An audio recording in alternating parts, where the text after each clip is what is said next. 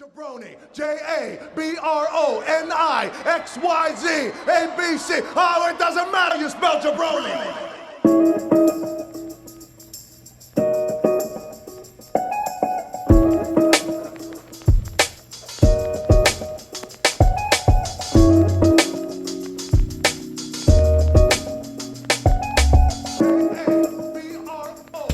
What's up, everybody? Welcome to a new episode of Two Jabronis with the Wrestling Podcast. BJ Cruz here, and my tag team partner, Jeremy Loss, is out for today, but he will be back on Friday with me for our weekend show, so stay tuned for that.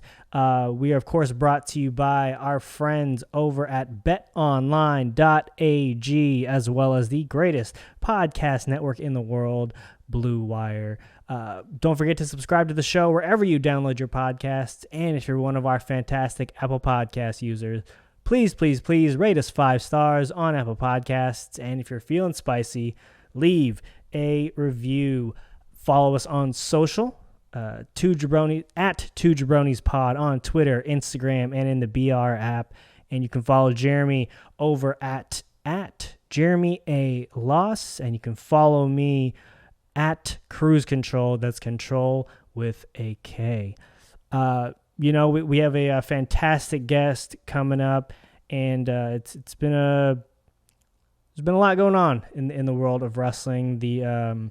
Again, as we mentioned on Friday, and want to reiterate, we stand with everyone who's been part of the speaking out movement on wrestling Twitter. It's all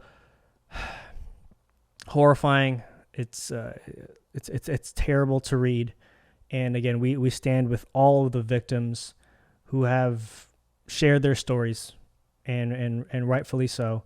And please continue to share those stories. Please know that Jeremy and I fully support everything that you're saying, and we hope that you can find healing in this process. And again, we're with you. So thank you again for being these brave souls who are doing something that probably a few years ago was unthinkable because of the fear that was involved. And now I'm glad, we are so glad that everyone has found the strength to speak out. Before we get to our special guest and our main event, we're going to take a quick break to talk about our friends over at BetOnline. There is no shortage of action going on at our exclusive partners, betonline.ag. Sports are slowly making their way back, and BetOnline is leading the way with the best odds and lines for all UFC, NASCAR, boxing, and soccer matches. And if you need even more, they have simulated NFL, NBA, and UFC simulations all day, every day, live on their website. Looking for something else other than sports? BetOnline has hundreds of casino games, poker tournaments, and prop bets to check out. Visit betonline.ag and use promo code BLUEWIRE for a free welcome bonus. That's one word, Blue Wire. BetOnline, your online wagering experts. All right, we're going to throw to our special guest, Louis Dangoor of WrestleTalk, and fantastic wrestling journalist. If you're not following him on social, you need to. He's absolutely fantastic.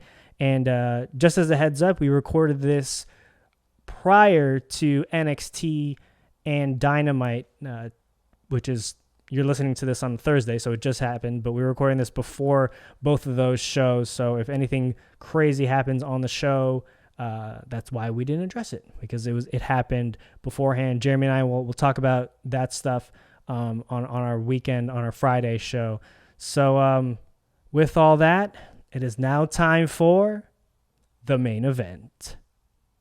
And for this week's main event, we're going back-to-back with guests from across the pond. We'd like to welcome the head of WWE News from WrestleTalk, and a wunderkind not seen since Ryan Howard from The Office climbed the ranks at Dunder Mifflin, and I may have risked sending this chat going off the rails for referencing the American version of The Office and not the British one, but I think he's enough of a legend to let it slide. Please welcome the one, the only Louis Dangoor to the show. Louis, how you doing, man? I'm all right, man. Thank you so much for having me on. And between you and I, there's no one else listening to this. The US office is significantly better than the UK office. Wow. Coming out the gates hot. Here we go. This is what I like to hear. Jeremy and I love The Office. We make those references all the time. It was a risk. I thought I would make this reference. Didn't know how you would react. Glad to see you responded positively to it. But man, how's everything going with you, man? Like, it's this crazy quarantine era of life and wrestling that we're living in. How are you doing? Yeah, I'm doing all right. I always like to say to people, however I'm doing, I'm in thankfully, a much better position than a lot of people who are struggling at the moment, who have lost jobs, who have lost loved ones. So, I mean, I'm in a good position. Right. I mean, I've been busier than ever, as I'm sure you are. People are looking for more forms of entertainment than ever when they're not seemingly watching the news. So right. I've just been churning out interviews and working more on that. I mentioned to you before we started, but I'm at university, so I've enjoyed having that little break from going to lectures and having to do any university work. Yeah, no, I mean that's are you out of school now, or is it summer technically? So we were basically told this year doesn't count. Oh, because okay. Different universities have got different things. So we were just told we can't really mark you on anything because there were some strikes with the lecturers beforehand. So sure. I think my dad and I worked it out. I've had about 40% of my teaching that I was supposed to have this year with COVID and the strikes. So they basically said we can't examine you on anything because it'd be unfair on us. We haven't taught you enough. So we're out of school now until they've said potentially January, but they're hoping for September. Wow, that's wild. Yeah, I know we're still figuring out that side of things over here in terms of distance learning and all that stuff as well. But so the first question we always like to ask our first time guests is, what is your wrestling fan origin story? Because Jeremy and I, we're children of the Attitude Era, as we like to reference so often. So give me the rundown. How and why are you a fan of this crazy world that we watch every week? So I'm not particularly proud of this story, but I'm a fan of I grew up in the PG era. So I've got my first ever WWE pay-per-view was SummerSlam 2010 where Cena pretty much single-handedly defeated the Nexus. Oh, and I loved it. Yeah. I loved it because it was Cena beating these bad guys. I was 9 years old, going on 10 at the time. So I loved it. And it was, I specifically remember, it was the story of who attacked The Undertaker, and Kane was trying to find out who it was, and he targeted Rey Mysterio. Then it emerged that it was Kane. So that sort of got me into wrestling. Yeah. And then from then on, I've been pretty much hooked ever since. And sort of over the last 3-4 years, when I've started to be able to watch shows live more and get more of an interest and understand the business more. I mean, I'm just a massive fan, and whenever I do any work involving wrestling or do any interviews, I think it does come off that I'm just a fan who's enjoying talking about the thing that he loves, and I hope that comes off to people because that's genuinely what I am and what I like to portray. No, absolutely. I was talking to Alex about this last week, and with wrestling specifically, when you cover it, you can't help but be a fan, right? Because you have to have liked this to want to cover it, right? Because there's still that group of people out there who's like, oh, it's fake. It's this, that, and just all these negatives about it. And yes, there are negative aspects to this world, but at the end of it, it's sports entertainment, and we engulf ourselves in it, and we're fans of it. So I love the fact that we can still be fans while still kind of being objective and covering it in that way. So we were talking about this a little bit before we hopped on, but dude, you're 19 and you are already one of the most respected wrestling voices in the game. So tell us about this journey. Tell us about how you got here, because dude, at 19, there's no way I couldn't lose my shit every time. And we'll talk about the people you've talked to recently, but some of the people you've talked to at 19, I would have just been melting down and been insane. So how did you get to this point? Because it's honestly an incredible journey. Oh, thank you very much for that. But between you and I do that. I still sometimes, when I have an interview, I'm sort of like, whoa, what? This is crazy. I mean, there was one before Backlash. I got an email from WWE PR saying, like, "Oh, do you want to be part of a media call with Shawn Michaels?" And I was like, "Whoa, okay." And it was. I think it was about 11 p.m. I got the message. I'm thinking, I had to sort of check the phone twice and go, they really want me to speak to Shawn Michaels. Right. And it's one of those sort of pinch me moments where you have to go, wow, I'm in this position. As you say, I haven't been doing this long at all. But I mean, there are people I look up to like Alex, Gary Cassidy, who have been amazing, supportive. I'd go as far to say role models who I look at and I think do things the right way. Like, in wrestling, you can, and journalism as a whole, there is a right and a wrong way to do things. Sure. So when you do a report, reaching out to people for comment and being impartial. And I think over here, we got Alex and Gary who are great at that and do things the right way. Both over great, yeah. your neck of the woods, Sean Rossap is fantastic Yep. at what he does and a great guy and been a great help to me. So without those people, I wouldn't be where I am sitting with you today.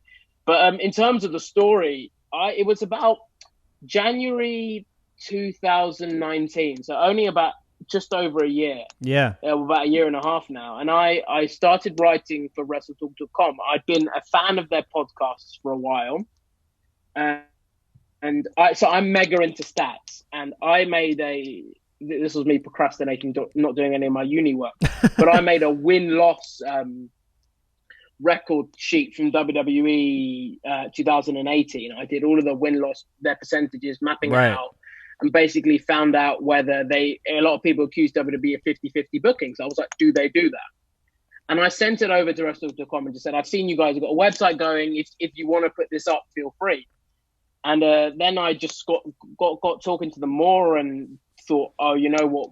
So I had 9 hours of university a week, which is nothing.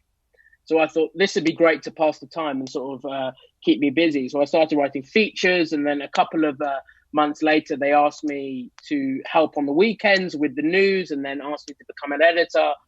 So it just sort of snowballed into there. And then once it sort of really got big, once SmackDown moved to Fox, AEW started, and NXT went live because more news. So we didn't do live results for NXT beforehand, but we do now, obviously, and two live results on a Wednesday.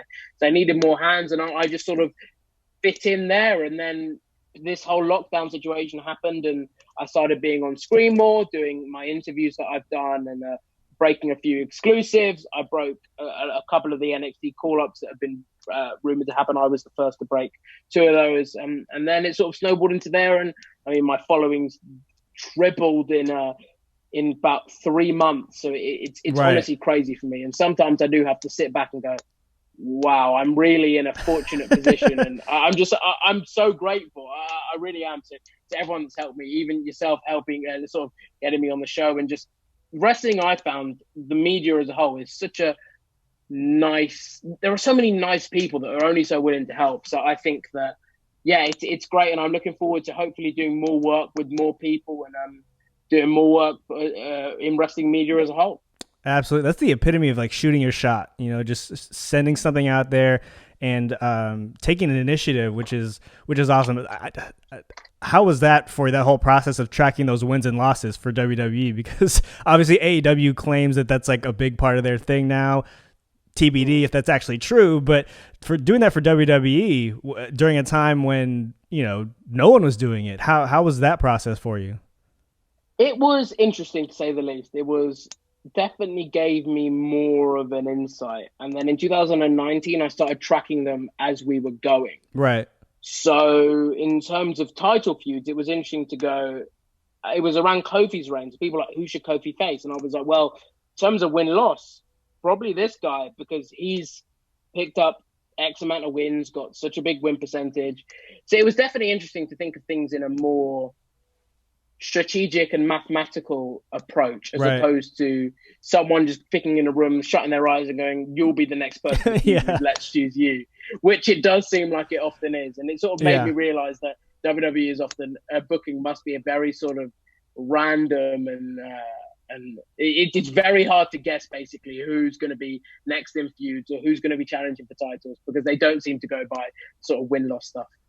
Yeah, there's something I want to ask you about later in terms of Drew McIntyre and his championship stuff that's been happening, or his feuds that have been set up. But before we get to there, so you talked about your kind of bewilderment of being asked, just be on a media call with Shawn Michaels, which if anyone can see this shirt, like Shawn Michaels is my all-time favorite, and I don't know how I would have reacted to that. I probably would have melted down, and I'm an adult, with a child, and like that would have sent me into, a puddle. But over the past few weeks, you've also talked to some incredible people that everyone can actually catch on YouTube.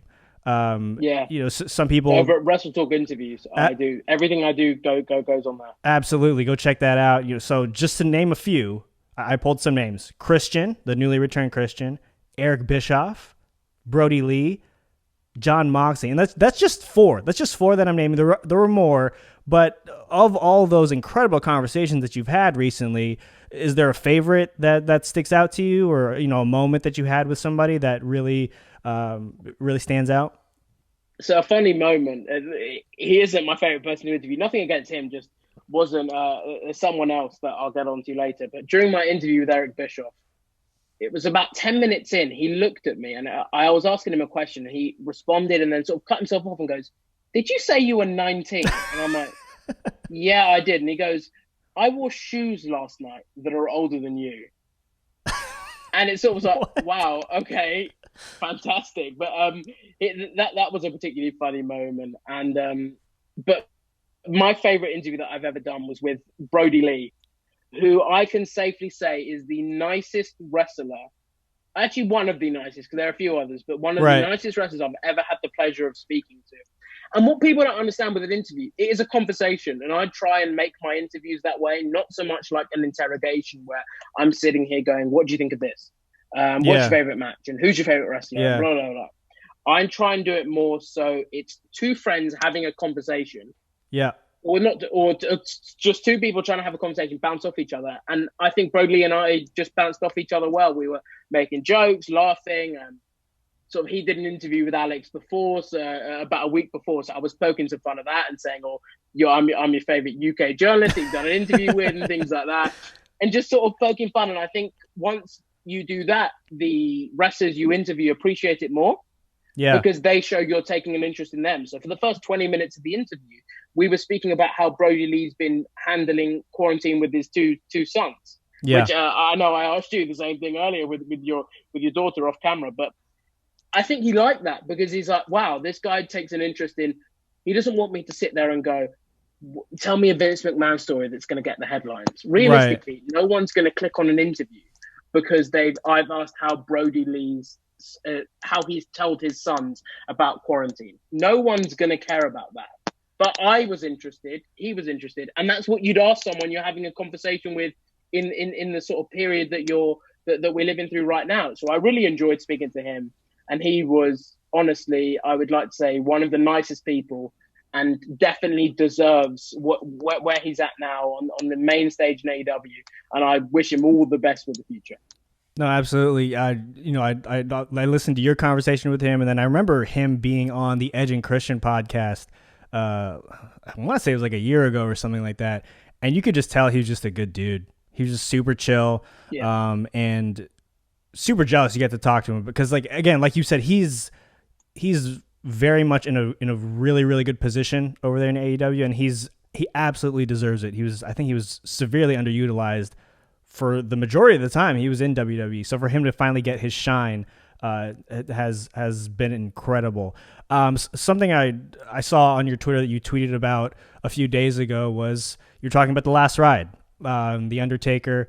Obviously, the last episode of that doc aired on Sunday, I believe it was. So, obviously there's the caveat, or there was the big moment, the big reveal that he's saying, he's done. He's done with the in-ring thing. With the caveat, he obviously put this out there that, Vince kind of breaks the emergency button, breaks the glass, pushes the we need Taker button. He'd consider it, and he probably would come back. you tweeted you were very skeptical of that retirement, and I think the majority that was my reaction as well.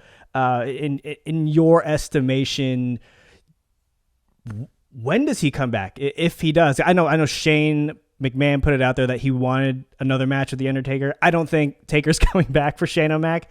I could be wrong. I just don't see that happening. Give us some sort of prediction, I guess you could say, about when you think he would make a return if he does. I think he'll be at the next Saudi Arabia show, whenever that is. Yeah. Because obviously with the current climate and travel bans, we're not sure when that's going to be. But I probably would bet he'd be there. On the note of the documentary, though, people need to check it out because it was honestly the most gripping documentary series that WWE has ever done, and they do some fantastic documentaries. Right, it was really good. One of the things actually during the lockdown era, I said definitely at the beginning when I was quite critical of them for putting on shows, I said, just put a couple of the documentaries on because your documentaries are so good. Yeah. I bet a lot of people would tune in for them and prefer to see that than 5-minute matches that don't really mean anything. Right. Just to prove that. My brother, so I've got two younger brothers. They both don't watch week in and week out, mainly because they've got school, but also because, let's be honest, the product isn't great. Sure. Yeah. Right now. Yeah. But every time a documentary was out, we'd sit and watch it, the three of us, because it was just very interesting to all of us. So it was honestly fascinating. But I am skeptical, as you said. I don't think he's done, and I think we'll see him back. I would say by this time next year, there'll definitely have been an Undertaker match. Whether it's a boneyard or not, I don't know, but he's not done, I don't think. You think it's going to be... I feel like the cinematic aspect or that option could extend his career just a little bit longer. I mean, I know in the doc he talked about how the boneyard match was actually a super long shoot, and maybe it wasn't as beneficial to someone of his age because he kind of stiffens up versus when you're in the ring and you're active, you're constantly moving. So at least you're a little bit loose. Do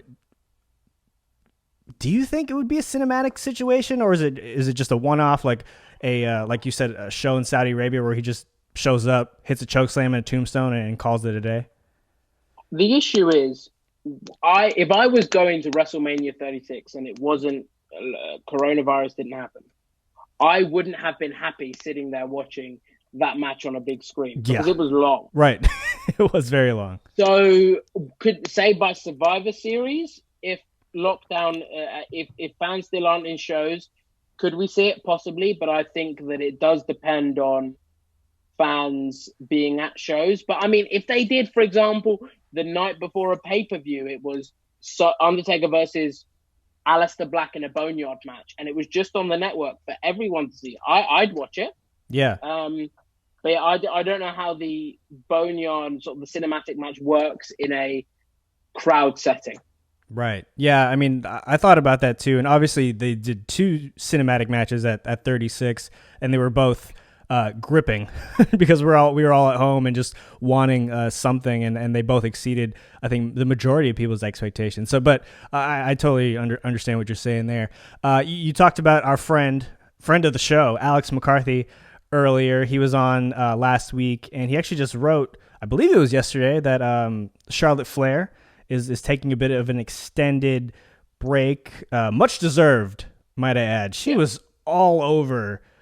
They were working her to the bone, and that was crazy. The report goes on to say, she's likely to return around Royal Rumble time, with Survivor Series also out there as an option. The women's division now in WWE is missing two huge names. Charlotte Flair taking this break, Becky Lynch because she's pregnant. Congratulations to her and Seth Rollins again.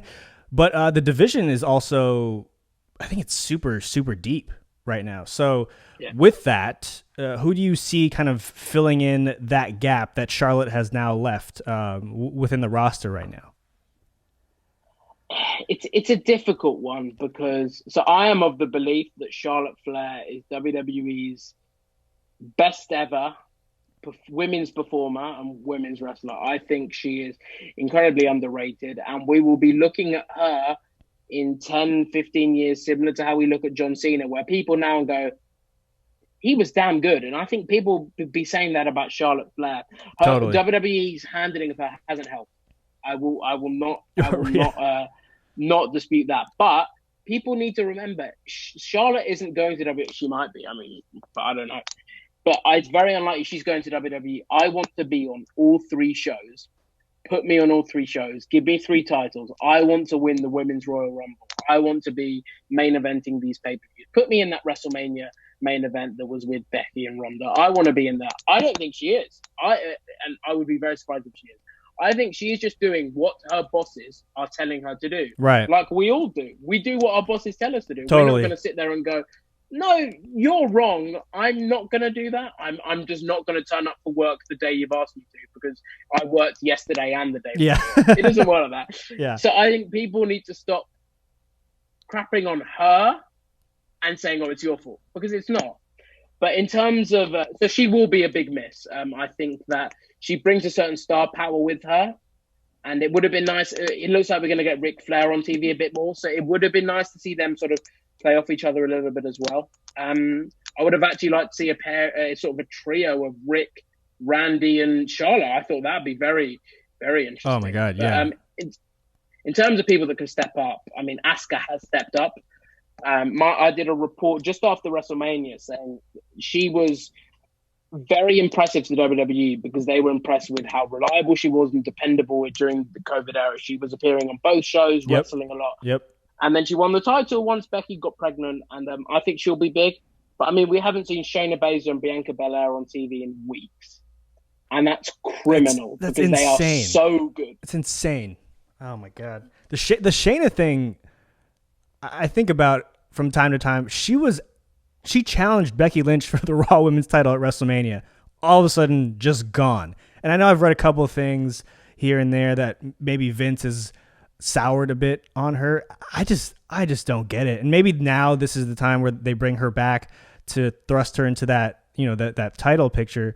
But that was just like her and Bianca, like you said. It's just criminal that they're just not involved in any of these storylines, given who they are and how good that they are at their jobs.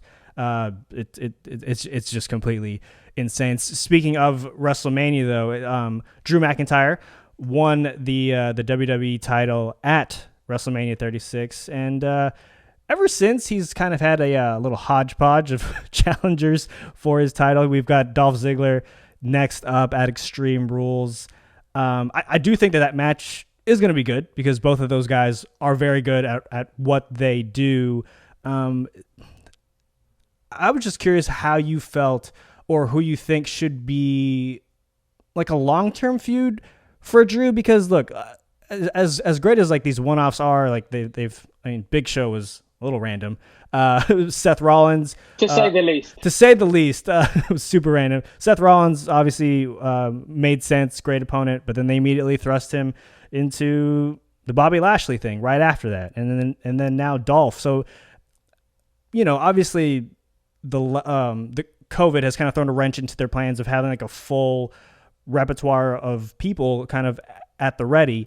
But when you're thinking about someone that they could put in a feud with Drew long term, possibly heading into SummerSlam, hopefully, who is that guy for you? It has to be Randy Orton, I think. It has to be him. I mean, in kayfabe, he won the greatest wrestling match ever. So why wouldn't he? Yep. Why wouldn't he be next in line? I think if the storyline works, and I mean, it would be a big time feud. While the Dolph and Drew match will probably be better than a Randy and Drew match will. Yeah. The Dolph and Drew match doesn't feel like a WWE title feud. Doesn't feel like the sort of thing that would main event a pay-per-view, but Randy and Drew does. I do think WWE made a mistake in having Seth as his first challenger, because they sort of wasted that. Could have been a Survivor Series or even WrestleMania next year. Yeah. I think that was a mistake. They could have done something like Ricochet, where he comes out and sort of says, listen, you only won the Royal Rumble because I kicked Brock Lesnar in the nuts. Yeah. Give me a title shot. And then you go from there. I think the issue with Drew is he has won so much on TV. No one feels on his level that they could compete to him. But to be fair, Lashley didn't going into that feud, and they made a damn good job of putting Lashley over, putting the Master Lock over. Yep. And I really thought it was a gripping feud. And apart from the finish, the match was fantastic. So I think the WWE with Drew has earned my trust over the last couple of months for me to go, you know what, I'm willing to see what happens with the Dolph feud and see how it plays out. Yeah, it's funny you talk about Ricochet. I think he was just too busy main event with Andrade. I think that was you who tweeted that picture, right? Of just, it was unbelievable how someone this good, or I'm sorry, both those dudes who are incredible at their jobs, to just be on main event. That is, whew, we talk about how bad it was that they haven't been able to use Shayna and Bianca in the right way. That is Ricochet Andrade on main event is I don't want to see that. I don't want them wasting their bumps on main event. But watch the match because it was so good. Of course, yeah. I've never watched main event. I mean, this is my job to cover wrestling, and I never watch main event. But I saw it on Twitter, and then a couple of people sort of said, "Listen, man, the match was good. Check it out." And I watched it, and it was like, "Wow, this is really good." It's like you can tell sort of Bruce Pritchard and Vince McMahon, who are now supposedly, or not supposedly, who are running Raw. Yeah. They sort of weren't looking, and Ricochet and Andrade thought, you know, we're going to have a really good match, and did. So definitely check that out. And I just hope we saw it on Raw. It would have been great. Oh yeah, totally. I mean, they have 3 hours to fill. I don't know how they couldn't fit that match onto a 3 hour show. I did want to shift gears just a little bit here to NXT. So they're setting up the winner take all match versus Adam Cole. The winner of, I believe it's tomorrow, or what day is it today? Tonight's triple threat NXT North American title match. I sort of foresee some shenanigans on that July 8th match with whoever wins tonight taking on Cole. Like maybe there's some sort of disqualification where both of them get to keep their titles. I don't know. I hope I'm wrong. I do want to see a double champion. I think that's I stand for factions and double champs. I just always think two belts is a cool image. If you had to pick right now, July 8th, someone is walking away with two titles. Who is that guy for you? Keith Lee. Yes. And if it's there not we go. Keith Lee, I'm going to be very upset. There we go. The thing is, I do the Fightful review with AW and NXT immediately after the shows, and I was saying to the guys there last week, there is not a match that AW could put on, possibly with the exception of FTR and the Young Bucks, that would make me more excited than any option of Johnny Gargano versus Adam Cole, Keith Lee versus Adam Cole, or Finn Balor versus Adam Cole. So in terms of counter programming, I cannot wait to see the match, and I hope it's Keith. I really do. Yeah. He deserves it more than anyone. He is, and also it hopefully means that Vince McMahon won't call him up anytime soon because he'll be locked down there with Triple H. But I mean, I am a massive Keith Lee fan. WrestleTalk as a whole are massive Keith Lee fans, and I hope we see him on July 8th walk out as a double champion. But possibly with the exception of Johnny Gargano, because I just love babyface Johnny Gargano. Heel Johnny Gargano doesn't do it for me. Yeah. But any option of the double champ, and I'd be happy with, to be honest. How about yourself? What are you hoping for? It's like a 1-1A situation. I know it's probably a cop out, but it is Keith Lee 1. I mean, he's been on an incredible run over the past couple of months. I still want to see a Finn Balor Adam Cole match. Selfishly, I think that was like the ultimate tease when Finn came down to NXT, and then it just kind of never came to fruition. So that's the other one that I would love to see. But I'm with you on the Keith. Like this, me and Jeremy, we saw Keith Lee live at it was just a random NXT show out here in San Jose. It was just a house show. I think it was last year. And, at that time, Keith wasn't on TV a lot. Like he was there occasionally, and just in that match became an instant fan because, dude, when you're that, like, he's probably twice my size and he can move much better than I can or ever will be, even during my younger days. So he's just an incredible watch, and just kind of at Survivor Series, just seeing him going toe to toe with Roman Reigns, and you're like, oh yeah, this dude's a freaking superstar. Give him all the titles. So I'm with you, man. Keith Lee, for everything. Give him all the belts. Give him the women's title. Make him a solo tag team champion. Just do all of it. 205 Live, we'll stretch it out a bit. 305 Live. Make it 305 Live. Just give him every single belt. So I saw on Twitter that you're a Liverpool fan. Jeremy also did notice this. He's a massive Arsenal fan. And although he couldn't be here, he wanted to send in a question. So I'm going to play that for you right now. Hey, Louie, Jeremy Loss here. Sorry I couldn't be a part of our call today. Though, seeing that you're a Liverpool fan, I'm kind of happy that I'm not. I am an Arsenal fan through and through, even though this team is absolute garbage.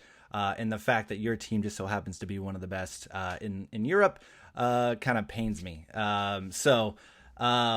I did want to just I wanted to ask you a quick question regarding AEW. Obviously, they've put a lot of time and effort behind developing their tag team division into what quite possibly is the greatest tag team division in wrestling right now.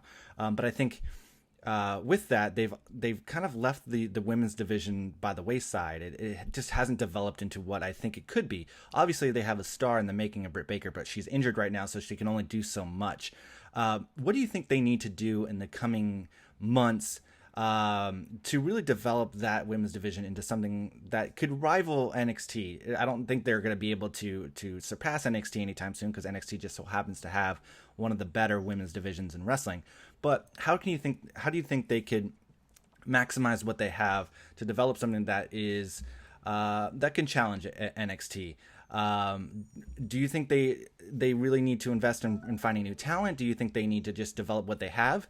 And then also, after a year, what do you think they need to work on the most outside of probably their women's division? Do they need to develop more stars? I mean, they do rely heavily on the inner circle and on the elite, but where do you think their biggest areas of improvement are?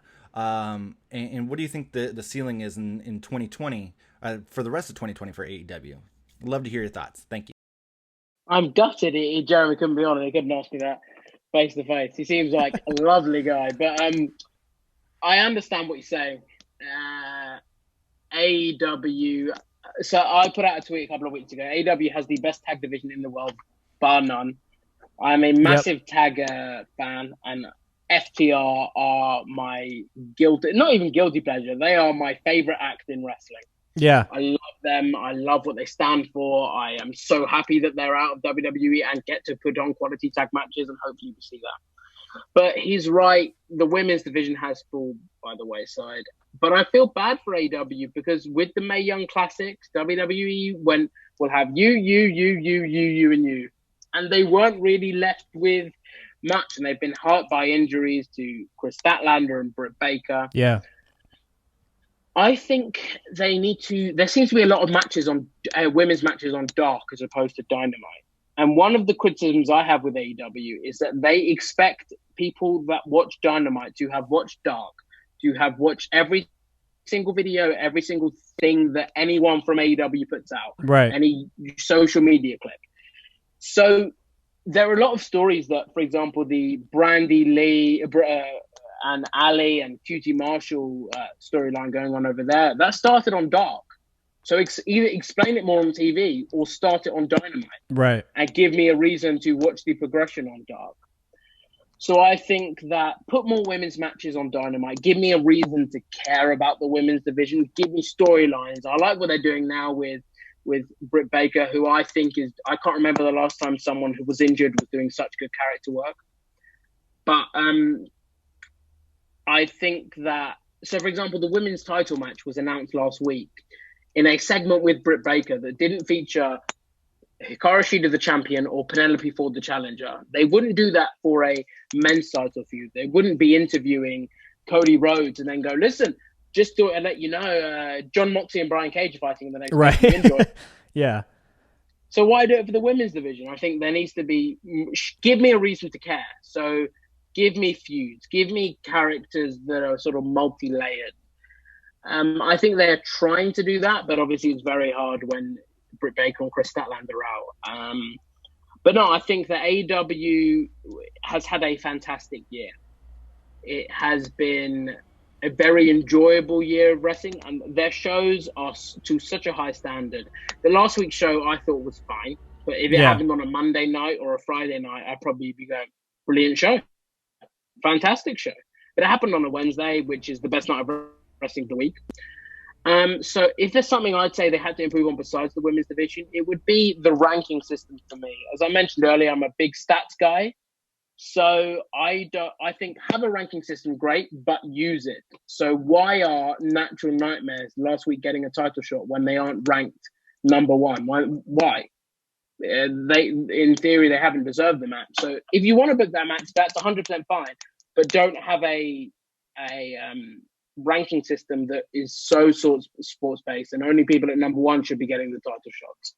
So that'd be my main bugbear, but I think that's just me in that boat, and everyone else that I speak to seems to fully understand and love the rating system. It's just not for me. But how about yourself? What do you think is sort of the thing they could improve on most? Because I always like hearing other people's opinions on this. Yeah,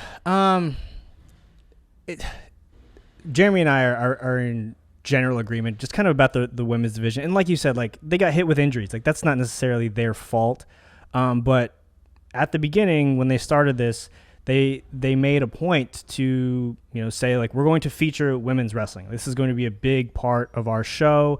And, they tried. I think they're still figuring all that out. And they don't have the depth that WWE has, like, on that side, right, with the women's roster. So that's probably been the most disappointing, in that the women's title just hasn't felt as important as it should.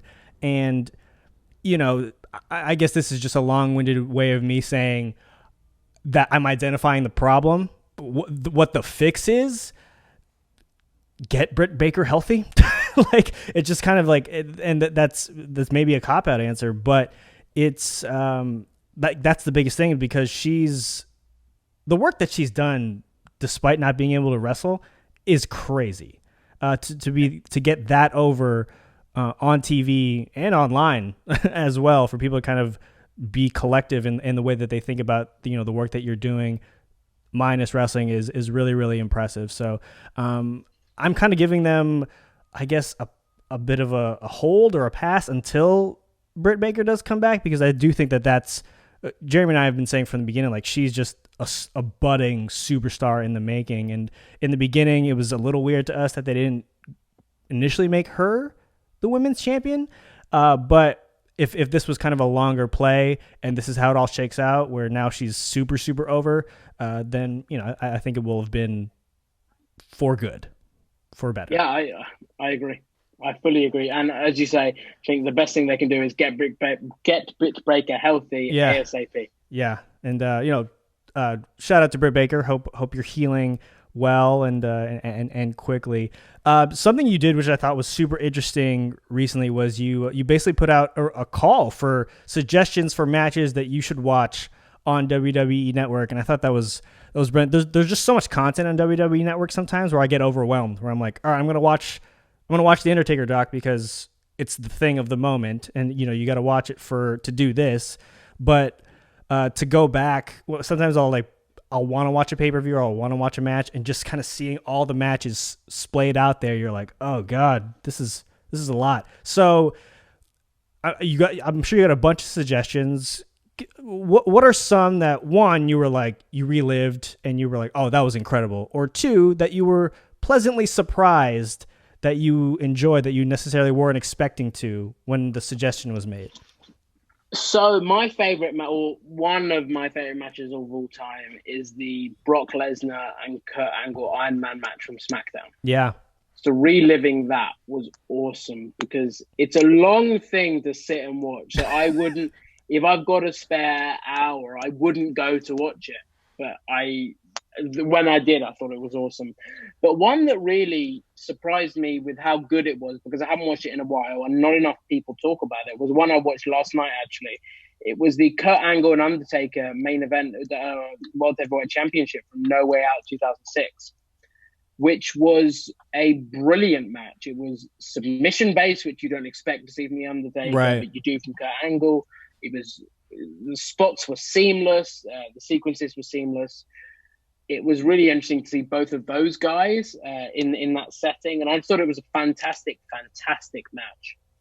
So that is definitely one that has pleasantly surprised me with, more so surprised me, not so how good it was, but that not enough people talk about it and perhaps why they don't. But yeah, it's really enjoyable. I thought, you know what, it's a fun thing to do. I'm going to watch a match a night. So every night I'm going to go through and just watch something before I go to bed. Watch a match or something that people recommend. So I've actually got it on my phone. I've got the list. The next match to watch, I'm trying to spice it up as well and do it from different eras. Because a lot of them are sort of, there was the first one was Jeff Hardy and Undertaker match, and the Brock and Kurt Angle match, and then the Undertaker and Kurt match. What's next on the docket for you? What do you got locked in for tonight? Next is, it is here. It is Sami Zayn versus Cesaro at NXT TakeOver Arrival. Oh, hello. Wow. Yeah. That's So that's next. I'm in a massive NXT mark, so I'm going to sort of do some old stuff that I didn't get to watch at the time, and then sort of sprinkle some NXT in there. But go on, I'll throw it to you. If you had to suggest one match to me, I'll tell you what, I'm going to bump Cesaro and Sami Zayn for tonight. That can be tomorrow. I'm going to watch your suggestions. Hit me with your suggestion. All right, so this match stands out to me because it's one of, I believe it was a Raw before WrestleMania 13. So I got to look at the date. But I distinctly remember watching this as a kid. It stands out so much. So going into that WrestleMania, I believe it was Psycho Sid defending against Undertaker for the title, I believe. Yeah. Because that's the same WrestleMania that Brett and Stone Cold had their legendary match. So I believe it was the Raw before that WrestleMania. It was Brett taking on Sid in like a cage match, and it was for the title. And one of the stipulations was if Brett won it, then his match with Austin would become a title match, right? And then so it was this incredible match where Austin was interfering on behalf of Brett and Taker was interfering on behalf of Sid because they wanted to keep their title matches intact for Mania. I gotta double check the date on this. I'll hit you on the side with it. But this match is just like stuck in my brain from when I was a kid because it was so bizarre to me to watch these two feuds like working together almost to just kind of maintain the prize to get or maintain the prize that was at stake. So. And also, I believe they were still using like the blue cage at that time, which love the blue cage. I mean, the cage now is fine, but watching them, it made more sense that they could climb out and in during those cages. So that's my suggestion to you. I'll find the exact date for it and I'll hit you with it. But that's one. Awesome. I'll watch that. I'll watch that tonight. Then I like hearing what matches people think because different matches have got a different story to different people. So I think it's very interesting getting people's perspectives on things and hearing different people's opinions on matches and why those matches meant perhaps more to them than they might to other people. Yeah, no, totally. It also tells you, it kind of gives you a peek into people's wrestling fandom, right? Because like we've probably seen thousands of matches at this point between the two of us. It's just the ones that really stand out, right? Like the ones on Raw sometimes you'll see them, they'll kind of go in one ear and out the other. But the ones that stick with you, I think, are those are the ones that really make you a fan and give you those moments. But before I came out here to do this, to talk to you, my wife's going to kill me if I don't ask you this. So her best friend is living in London for 6 months, just for work. She said, please get a suggestion for where she should eat in London or you can't come back in the house. So I'm asking you this now so I can get back in my house. But I also do want to know, is I've never been to London, and that's the spot that once kind of all this stuff clears up, hopefully my wife and I can get to. So hit me with it. Well, definitely come to London because it's interesting. I like a foreign exchange student. I don't know if you guys do them in the States. Yeah, sure. Sort of, so someone from another country, France, came over here, and a fellow student. So it was when we went around London, I realized how lovely it is, because you don't do it when you're here. You don't go and see the sights. You don't go to the London Eye. You don't go and see all the sights that there are to see. But when you're with someone who wants to do it, and you think, wow, this is, we actually live in a beautiful city. So I took that for granted. But a good place to eat in London, it's difficult because there's London sort of so. You can go to Thai one night, Indian one night, Chinese one night. You can go to sort of have classic British pub food. You can go to a more classic French restaurant. There's literally everything. But if I tell you what, there's a nice Italian restaurant I also can't remember the name of, but I've been there before, and I will hit you with the name. Okay. I think it's Carluccio's, I think. Okay. But I'll hit you with the name. It sounds good. It sounds good already. I'm in. It's a nice restaurant. It's not too pricey, because I mean, I'm a uni student. I can't be affording those crazy prices. But it's a nice restaurant, and I think that if you come to London, you've got to stay for a long period of time, a week or so, and go to try as many different places as you can, because that's the beauty of London. Yeah, no, I'll get out there, and then you, me, and Alex can do like a 3-man pod, awesome. just for the internet. I'll get you out of here on this note. This blew me away. Explain to me this Pop-Tart conversation that you got roped into by Sean Ross Sapp, because I had to do a double take. So set up the conversation for us, and set up a scenario, and explain to me how you were. Was it unaware of what a Pop-Tart was? I don't want to put words in your mouth, so you explain it to us.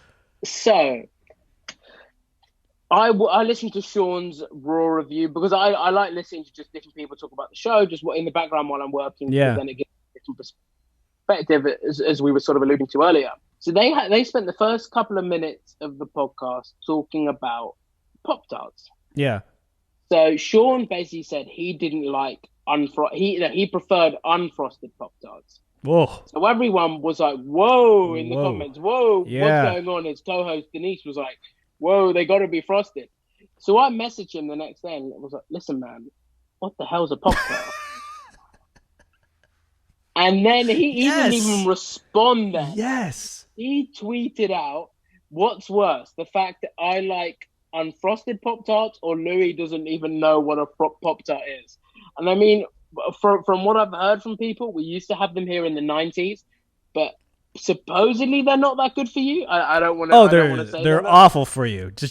So you're being very nice about it. They're delicious. So awful for you though. So apparently they were discontinued and we don't make them here anymore. But I've said the next time, because I was supposed to be in Boston this year, and New York we were going to go this summer. So I've said the next time I'm in the States, hopefully next year, we're going to postpone the trip and do it next year. Hopefully I'll have a Pop-Tart and I'll be able to sort of a year later tell Sean whether I like frosted or unfrosted Pop-Tarts more. Spoiler alert, you're gonna like the frosted ones better, because unfrosted Pop-Tarts are. My point is, look, I said they're unhealthy. If you're gonna go full unhealthy, you got to go at least good. You know what I mean? And I don't know if I just can't understand genuinely liking the taste of something that's dry and unfrosted. So it's not like it's a pure pastry. It's like kept in a package. Anyway, shout out to Sean. That blew me away. But both sides. But you not knowing what it was, I just had to figure out like what happened. But that makes sense. If they discontinued it there, then you're all good then. Louis, man, this was a lot of fun. Thank you so much for joining the show. I'm going to throw it to you now. Tell the people where they can find your work, where they can find you on socials, and all that good stuff. Awesome, man. Once again, as I said to you before we started, and I'll say it again now we've done it, but thank you so much for having me on the show. I really, really enjoyed it. I always like being sort of on the other side and coming onto people's shows as opposed to having them on mine. But I mean, thank you very much for having me on. I had a great time, and hopefully we'll chat again soon. But Absolutely. if people want to check me out and see what I do, so I break exclusives, I write news up, and I do the occasional interview. So in terms of the exclusives, I broke that Dominik Dijakovic and Chelsea Green are heading to the main roster, later both confirmed by Dave Meltzer and various other people. I've interviewed, I was on a media call with Drew McIntyre and Shawn Michaels. I've spoken, as you mentioned earlier, to Brody Lee, John Moxley, Christian, a load of other people. I write news for WrestleTalk.com. So if people want to find me, at the Louis Dangoor on Twitter, which is LOUISDNGOOR. And normally I post everything I do on there, so any interviews. But if you guys want to head over to WrestleTalk interviews on YouTube, subscribe, hit the bell notification so you don't miss an upload, and check out all of the interviews that I've done. And let me know what you think. I like hearing people's opinions, and hopefully they're all positive, because I don't take bad criticism well. But no, seriously, I like hearing what people have got to say and engaging in wrestling content. So if you got any more match recommendations, hit me up on Twitter and let me know, because I want to watch as many matches as possible. So, but once again, man, thank you so much for having me on your show. I really appreciate it. No, thank you for joining. I always love this dance with. You said you're used to it, of figuring out the time difference with us, so that was awesome. And I saw right before we hopped on, you and Alex had a little back and forth about potentially who my favorite UK wrestling journalist would be. I refuse to choose. You're both one in my book, because you're both awesome dudes, awesome guys. So seriously though, I'm not going to start the feud.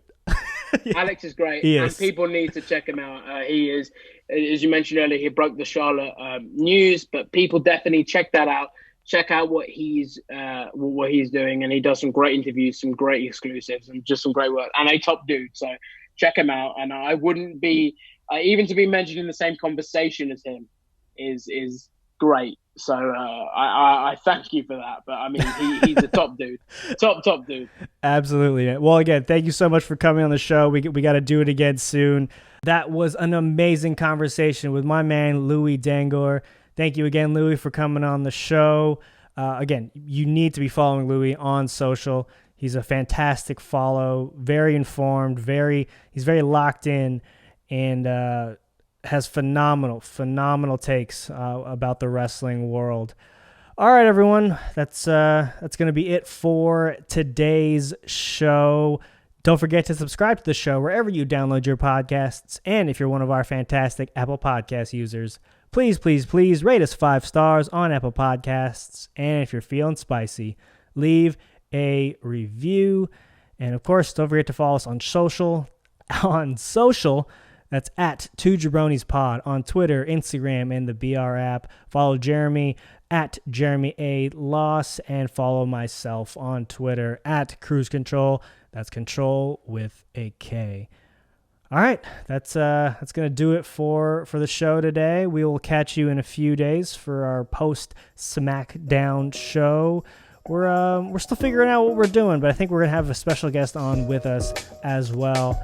And in the meantime, please keep staying safe. Please keep washing your hands. Stay home as much as possible. And as always, Black Lives Matter. All right, everyone. Peace.